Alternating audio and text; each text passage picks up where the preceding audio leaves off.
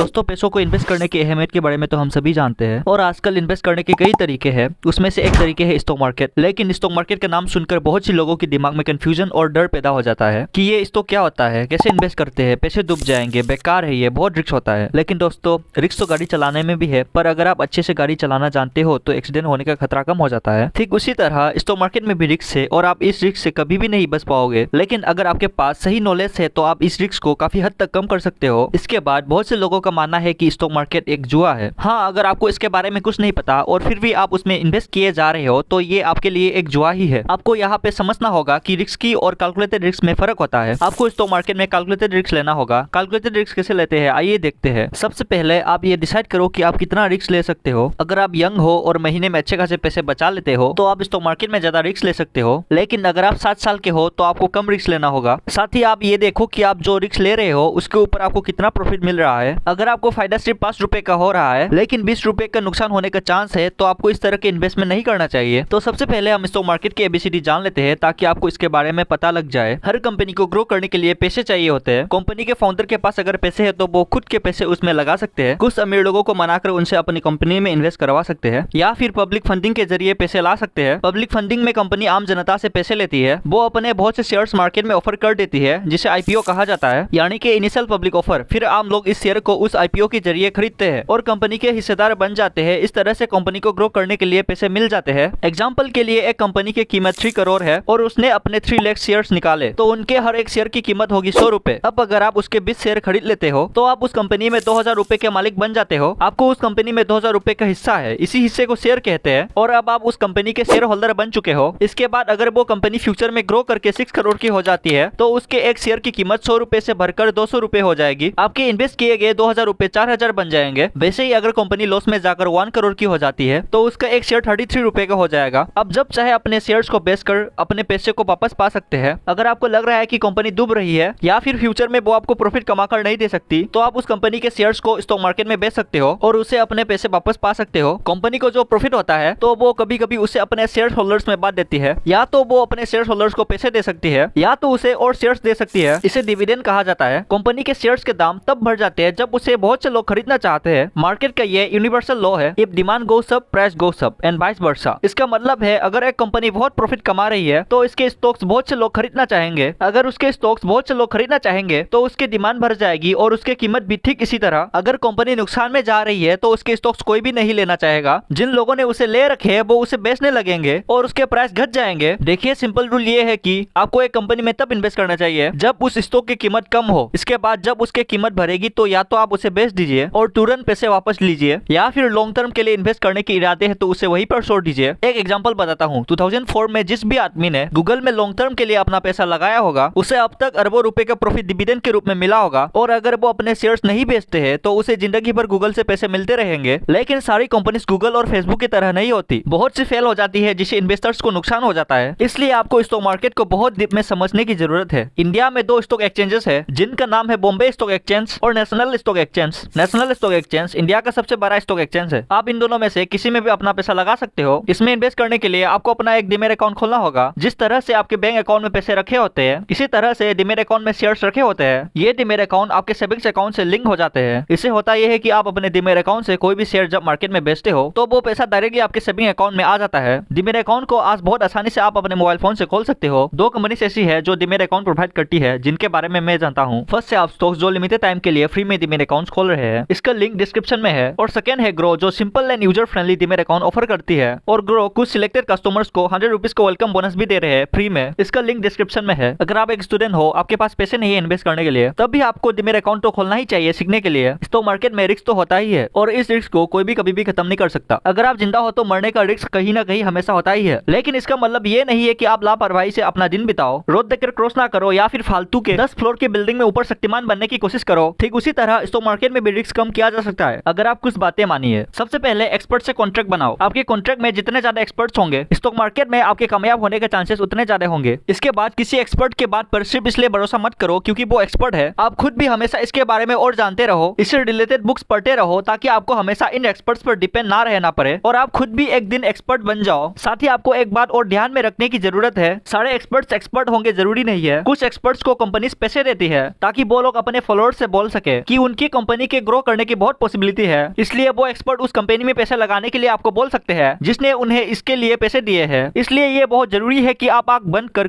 इन लोगों की बात ना सुनो। दूसरी बात जो आपको ध्यान में रखनी चाहिए वो ये है कि किसी भी कंपनी में इन्वेस्ट करने से पहले उसका बैकग्राउंड जरूर चेक करो। ये देखो कि पिछले कुछ सालों में कंपनी ने कितना प्रॉफिट कमाया है, उसने अपने शेयर होल्डर्स को कितना डिविडेंड दिया है, उसका फाउंडर्स कैसे है, उसका मैनेजमेंट कैसा है, उस कंपनी की टीम कैसी है। आप उस कंपनी के हर एक पहलुओं को अच्छे से परखिए और फिर ये फैसला कीजिए कि वो इन्वेस्ट करना लायक है या नहीं। इसके बाद ये देखिए कि इस कंपनी के फ्यूचर में ग्रो करने की चांसेस कितने हैं। आप सोचते होंगे टेक्नोलॉजी और गेम्स की कंपनी बहुत फायदा कमाती है, ये सच है, लेकिन वो ज्यादा दिन मार्केट में नहीं रहती। लोग एक ही गेम खेल खेल कर बोर हो जाते हैं, अब वो चाहे पबजी हो या पोकेमोन गो। इस तरह की कंपनी शॉर्ट टर्म में फायदा कमाने के लिए अच्छी होती है, लेकिन लॉन्ग टर्म में ये फेल हो जाती है क्योंकि लोगों को हमेशा कुछ नया चाहिए होता है। ज्यादा फायदा कमाने के लिए आपको एक कंपनी में लॉन्ग टर्म के लिए इन्वेस्ट करना होगा, लेकिन अगर आप शॉर्ट टर्म में पैसा लगाना चाहते हो तो उसमें भी कोई बुराई नहीं है, बस आपको उसमें फायदा कम होगा या हो सकता है उसमें नुकसान हो जाए। अगर आपको वाकई एक दिन वॉरेन बफेट और राकेश झुनझुनवाला की तरह एक बड़ा इन्वेस्टर बनना है और आप स्टॉक मार्केट को करियर की तरह चुनना चाहते हो तो ये जरूरी है कि आप इसमें एक्सपर्ट बनो। स्टॉक मार्केट का कॉन्सेप्ट सिर्फ इस वीडियो में खत्म नहीं होता, ये बहुत बड़ा सब्जेक्ट है। इसके अलावा ये याद रखिएगा, शुरुआत में आपसे गलतियां होंगी, आपको इन गलतियों से सीखना होगा। अगर आप सिर्फ पार्ट टाइम में स्टॉक मार्केट में इन्वेस्ट करना चाहते हो तो आप सिंपली म्यूचुअल फंड्स के जरिए ये काम कर सकते हो।